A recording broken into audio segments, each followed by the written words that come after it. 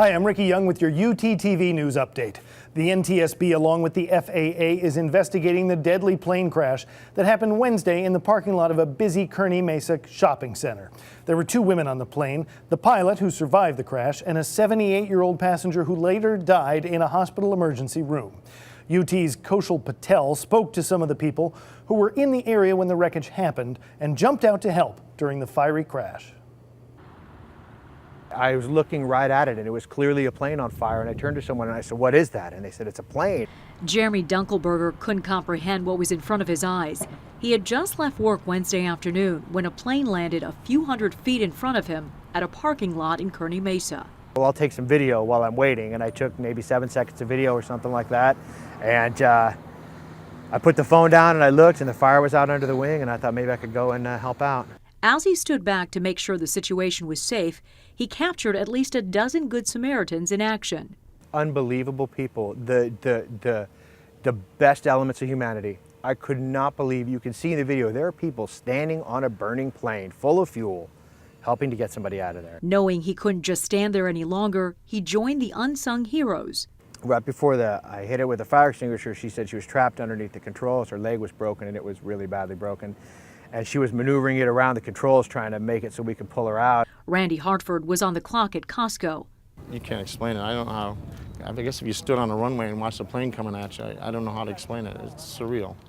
He witnessed the tragedy unfold and also jumped in to help by grabbing several fire extinguishers. When you see people that are still alive, and if there's anything you can possibly do, I mean, that's your thought. I mean, let's try. 2 women were pulled out of the plane. The pilot survived. Her passenger died at the hospital.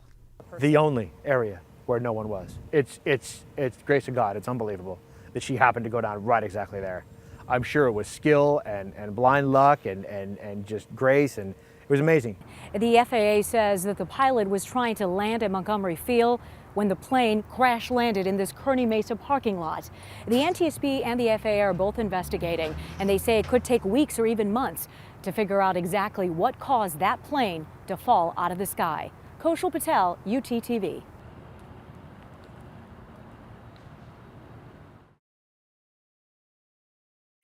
Covered California health insurance rates will increase 4.2% on average in 2015, exchange officials announced Thursday.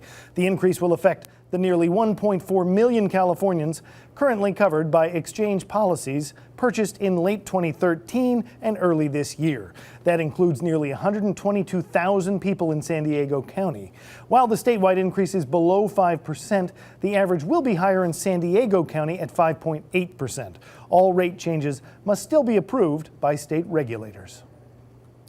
Southwest Airlines and SeaWorld Entertainment have mutually decided not to renew their partnership, therefore ending their 25-year-old marketing relationship.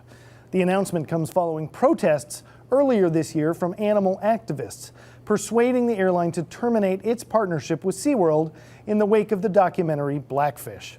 In a statement released Thursday, Southwest is spreading its wings, it says, with new international service, and SeaWorld is looking to focus on new and growing markets in Latin America and Asia, among others.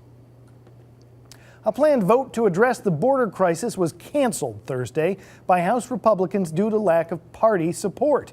The emergency spending bill would have approved $659 million to help return thousands of undocumented children from Central America back to their homes.